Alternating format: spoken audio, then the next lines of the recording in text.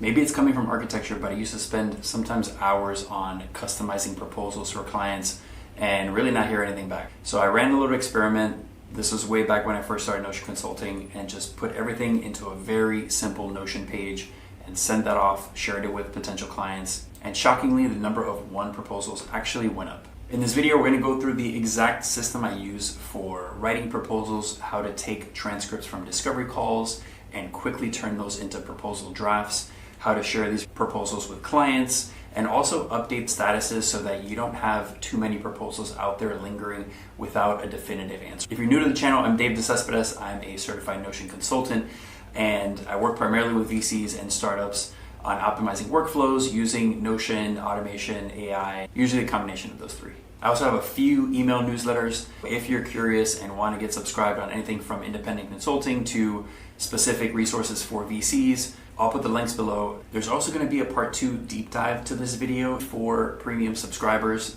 If you are definitely creating proposals in Notion and want to automate the majority of the process, consider subscribing at that premium level, and you'll get that and future premium resources on all things consulting. A couple quick things to keep in mind before we jump all in on writing our proposals in Notion. Number one, do you have a template that you've spent a lot of time and effort in and looks good and has gotten good response from clients? You don't necessarily want to disrupt that just to move to Notion.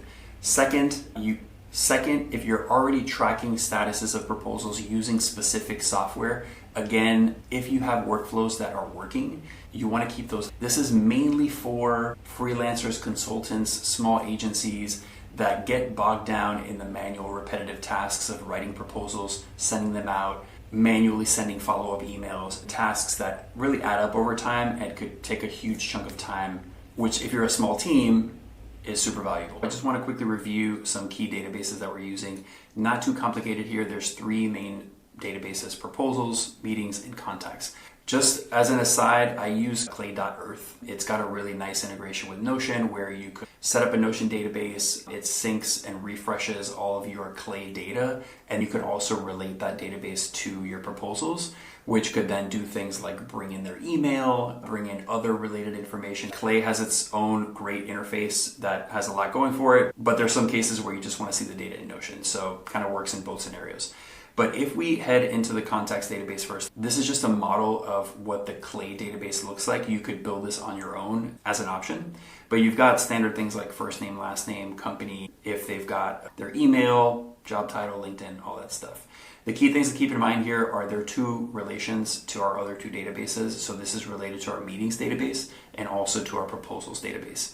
If we head back into our dashboard, the second one is meetings. If I add a new meeting here and apply the discovery call template, we've got the ability to relate this to our contact. So let's say we are meeting with Marcus. We've got today's date. Maybe you've got an automation, or you're just manually adding the URL to the meeting link if you're using this as your home base. And then a few other properties. Number 1 is the proposal. So when we complete our discovery call, we're going to create a proposal, and then that's going to show up here so that we can access it from our meeting page. Big one that we're definitely going to want to have is Notion's AI meeting notes.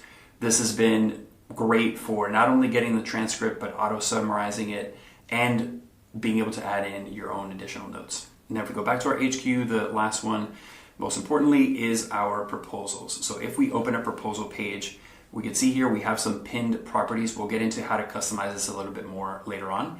And then if I open the side panel, we could think of this as the administrative information that we don't necessarily need to see on the home page, but is useful to have at the database level. So they're grouped by toggles. So if I expand info, I can see the status. Once I've shared this with the client, we're updating the status. We're looking at different tags. So based on the service that you're providing, some might be more building focused, coaching focused. So you want to be able to track those so that later on when you maybe set up a chart, you could see the breakdown of proposals by type. And then these are pretty straightforward, but this is linking to that CRM database along with rolling up their email. And if we go to updates, we're going to get into this in that second video where we do a deep dive on setting up formulas to be able to quickly track who needs a follow-up and using buttons to quickly update statuses. So now that we've got an overview on databases, we're going to get into a meeting page. let's go back to our homepage. For context, we have those same 3 databases shown on the dashboard. So our proposals are just grouped by status, so I can see at the very top which ones are in draft mode. And we have our meetings for the week. I just added this discovery call, so we'll add some transcript data in there to be able to use. And then lastly, we could just see a quick snapshot of our contacts. Integrating Clay with Notion has worked really well, but you might just want to set up a quick and easy contacts database just with the essentials like email, company, title, things like that. So we're going to go into our meeting page, and what I'm going to do is populate this with some demo content from a discovery call. We've had our discovery call, and if you'll go into the transcript, that's going to give you word for word all the details of the conversation. Notes is a space to add your own additional notes here. So this is pretty much a simple text block. And then the summary is AI generated. So this is putting together an overview of that conversation. The part that we're going to use for our proposal is actually the transcript. Since we did this in a demo, I just copy and pasted fictional transcript so that we can use Notion AI. But you would grab that from here. So in your transcript section, copy that text, and we're going to open Notion AI on the side panel to create a proposal. So I'm going to grab this text and press Command C or Control C if you're on Windows. If we open Notion AI, we're just going to paste this into the text box. And then if I press Shift Return a few times, we're just going to add some custom instructions here.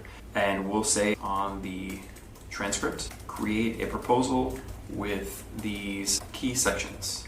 And we'll say number 1 is overview, number 2 is pain points, number 3 is going to be our approach. This is definitely different based on the type of work that you're doing and the type of consulting. Whatever categories make sense, you want to make sure that you add that to the prompt. And then we'll then give it directions to add a page to our proposals database. I've got a bunch in here, so I want to make sure that it's the right one. This is the proposals database that we're using, and we have that. So when we click enter, Notion AI is going to review the transcript text, review your instructions, and then hopefully add a page to proposals that'll be clickable from this window. So it's been about a minute or so. We can see our overview, pain points, and that it created a new page. So if we click here, that's going to take us to our proposals database. And we'll see we've got prepared for automatically filled in based on the transcript, the header, overview, etc. So we're going to clean this up a little bit. We're going to delete this text at the top. We're going to keep the overview and pain points.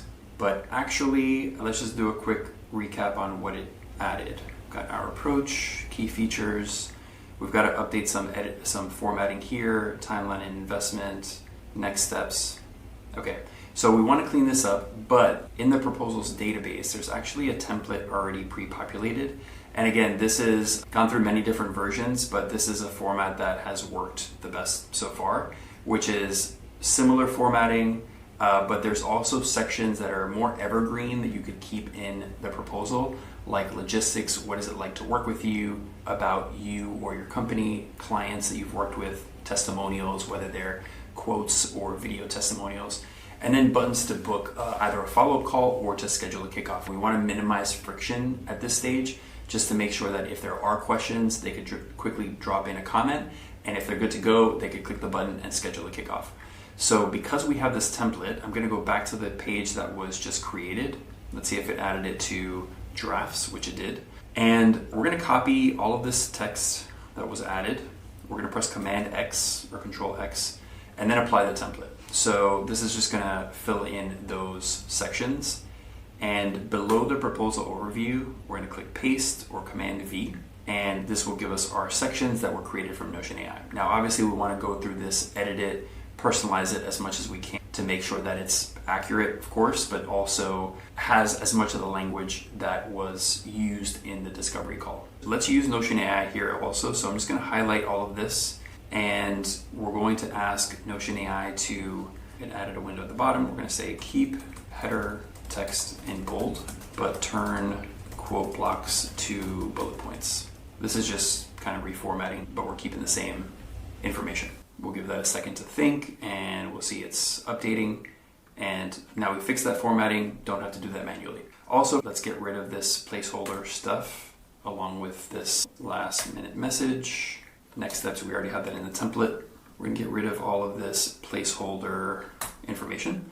So when it comes to formatting, there might be cases where you use a simple table or even a database, in which case you might need to either ask Notion AI to reformat the text into the format that you want, or just updating if there already are tables in the template, just making sure that the information is accurate. So did a review of the proposal, made some edits, everything's looking good. A couple things I want to add at the database property level are some dates. So we'll say that the earliest start date is October 1st, followed by November 3rd. And then if we go into the side panel, we have a few properties that are not private. The client could still see these, but are more so just kind of hidden so that you could track the statuses of these proposals and make sure that we close these out, whether we get a yes or a no, as quickly as possible. You have to follow up, sometimes multiple times. Obviously, you want to get that yes, but you also want to get to a decision and create urgency so that you can get a decision and either start prepping for a kickoff or move on to the next proposal. A couple of properties here that were already pre-filled from Notion AI, which is pretty good. It's in this case, it's a workspace build. There's some automation, operations. We're going to update this to shared, and we're going to track when we get a decision what that date is, so that we'll be able to see from when we sent it to when we got a decision, what is that average timeline, just so we can plan our bandwidth, especially if we have multiple proposals out at the same time. Next, I'm going to add, if we don't have the contact here, we can also add it from this view. So we have, this is for Sarah and James. We'll just add Sarah for this example. And just to quickly show the roll up, if we open Sarah's contact and we add their email, let's say Sarah at acmebc.com.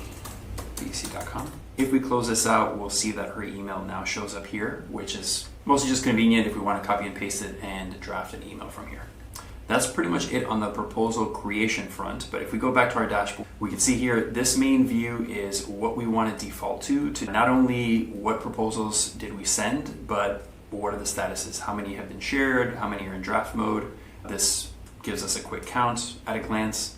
But then if I open the proposals database, we also have a few additional views here that track the metrics on how your proposals are doing. So if I go into the second tab, this shows us the number of proposals that are won versus declined, shared, draft, and canceled. So you could get more granular with these statuses, but just to get started, we definitely want to get which ones are won, lost, and shared with potential clients.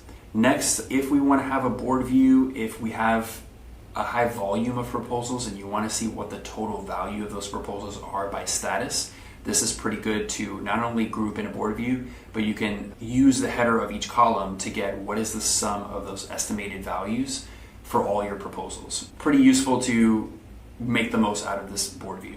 And then if you want to track other details, like what is the breakdown of proposals by category, or let's say by month. In this case, we could see for any given month, which project types were more popular. This could be helpful if we're trying to niche down a little bit and maybe focus on one or two key services. This data could help us do that. So that's pretty much it. In the description, I'll add a link to this template. Again, it's free. It also has the proposal template with some placeholders for things like previous clients or testimonials. And if you want to get that deep dive on that specific prompt to get really detailed proposal drafts, you can learn more at indieconsultants.club. And I'll also be sharing an automation using relay.app. Works slightly differently. It takes transcripts using Google Meet, but does the same thing where it creates a new proposal page, adds a draft of that proposal, and is usually about 90% of the way there. Doesn't require a lot of editing or reformatting, but could also be useful if you're using other AI note-taking tools. And that's pretty much it, but let me know what you think if you're using Notion for proposals or if you get up and running in the template. Definitely drop any questions in the comments. And don't forget to subscribe if you're interested in getting more Notion resources. Otherwise, that's all I got. See you in the next one. Cheers.